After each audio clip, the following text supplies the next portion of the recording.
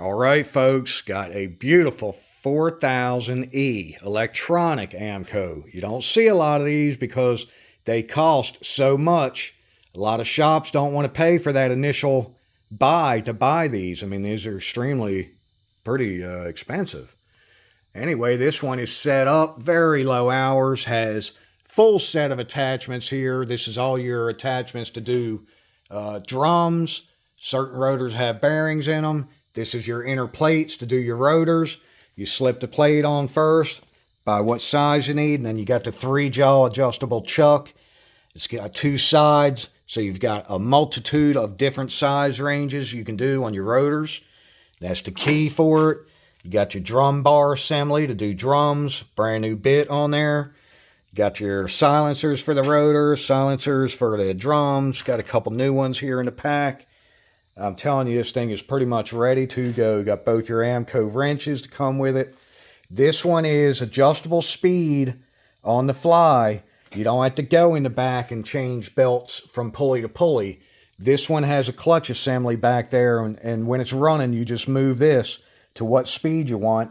Tells you all the speeds here, how to set it up for the diameter of your rotor, the spindle speed, which would be this for how fast the spindle's turning, your rough feed, which is up here when you're doing your rough cut across it, and it's moving kind of quick to do your first cut, get everything cut down.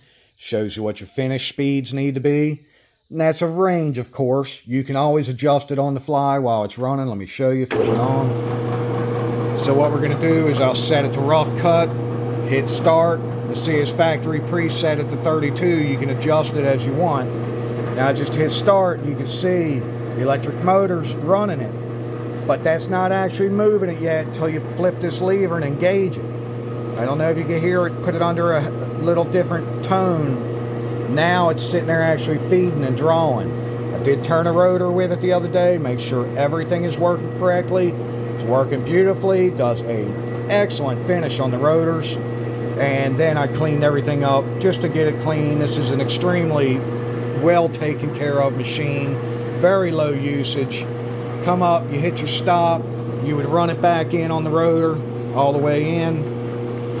Get it up where it needs to be, put it on finish cut, hit it again, finish cut, and then as you can see it's moving a lot slower. You would do this to engage it. I'm leaving it disengaged just to show you that the motor is feeding. Now you come up here, you can adjust on the fly. I'll show you the difference in the speed. Let me speed it up a little. You can see it's jumping up.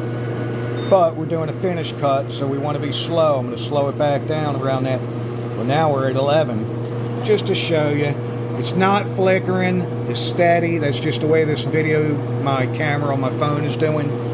And then, of course, like I said, you can speed it back up, get it set 17, 18 in that range. That's pretty standard. Like I said, you really go by what it shows you on here. You can always adjust as you're watching the rotor for what you like. I'm going to stop it again. She stopped. Brand new bits. These are positive rake. Brand new bits. Got another pack to go with it, a pack of 10. Everything is nice and smooth here. The adjustments. Lock's good. You can spin it off a little, and I'll show you. It does hold where it's supposed to, both sides. Nice and smooth. Everything is very precise on it. Lock this one down, undo it a little just to show you that it is locking. You always want these to lock so you don't get any chatter and stuff. I did my adjustments down here just to make sure with the Allen screw everything is nice and tight here. You can grab it here and wiggle it. There is no movement down here, so you won't have any chatter when you're doing your rotors or anything. And show you the drum feed real quick. Always make sure this is loose. Everything's out of the way here. This would be if you had a drum set up, you would switch this and put your drum bar assembly on. And then we're going to switch over to this side. We're going to do rough cut. Now I'm going to show you first. See, it's setting it at 99, but I'm going to show you the spindle jog. You can manually bring it in and out as you need to. can see that moving. Getting bigger over here. We're moving it out. Bring it back in the same way.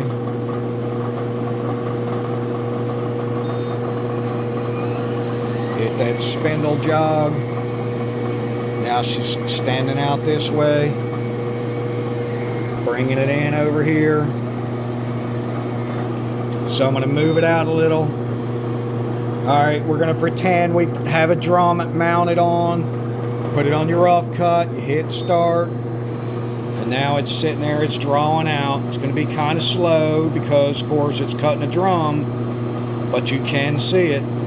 She's moving, extending. It's taking the drum out. And then the bit would be stuck right here in one spot. And it's dragging the drum across it. So it's turning the inside of the drum. Now again, that feed is also adjustable. You stop it, you would run it back in.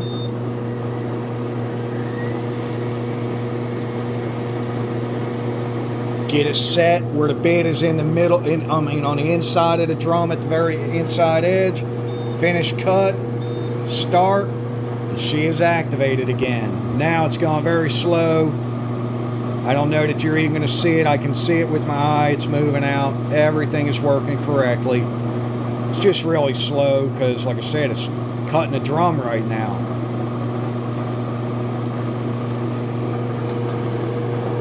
Then, of course, you just hit your stop, run it back in. Especially if you're going to be doing, you're turning a rotor. Say we're going to turn a rotor, so we want to run the drum all the way in, the drum feed all the way in.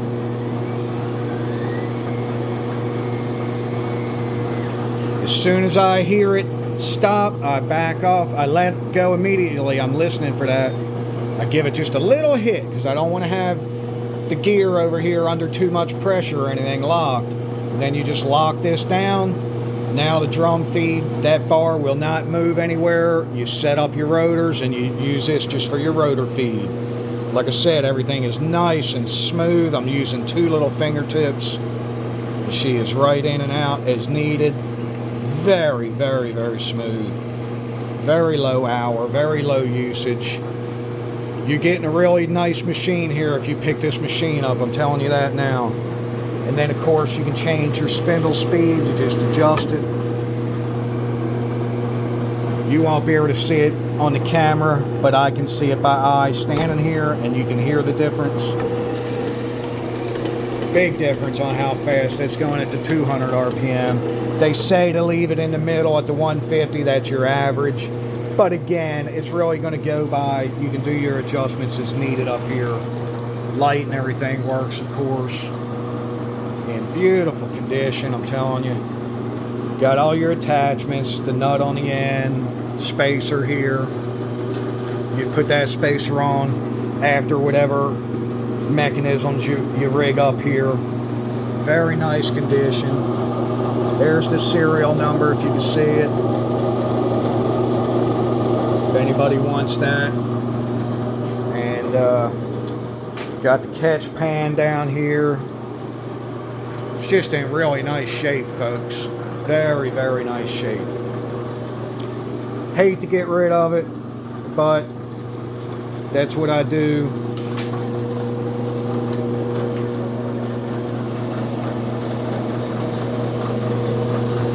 And then show you inside here. That is the belt spinning, and that's the clutch mechanism. Those of you that are familiar with a 4000B, it would have 3 steps on the pulleys, different sizes, and you'd have to manually switch the belt from size to size. That one has a spring-loaded clutch on the bottom, and so you don't have the big gear drive mechanism coming out right here to do the rotors with the two-speed handle up here, because it's got the electric motor inside there. Electric motor over here, so you don't have one of these big assemblies over here and the lever that you flip.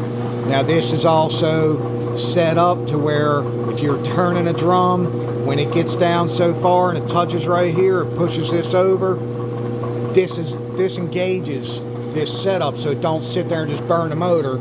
If you're turning a drum and you walk away for a while, you're doing something, you can leave the machine running and it won't just burn up the gear or something because it's at the end of its motion and it can't go any farther. So anyway, really, really nice machine. Top of the line machine. I don't think you can get a better machine than Ammco, folks. There is no other.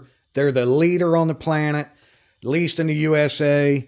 They always have been. I mean, they've been making this machine 40 or 50 years easy. Not the electronic version. This is really special, what you're looking at here. But the 4000 series in general, the design of it has been going on for many, many ages, decades, whatever you want to call it. It's been industry leader in the shop. So anyway, hope you enjoyed it. And this is my Ammco 4000E. Vast Motorsports tuning out.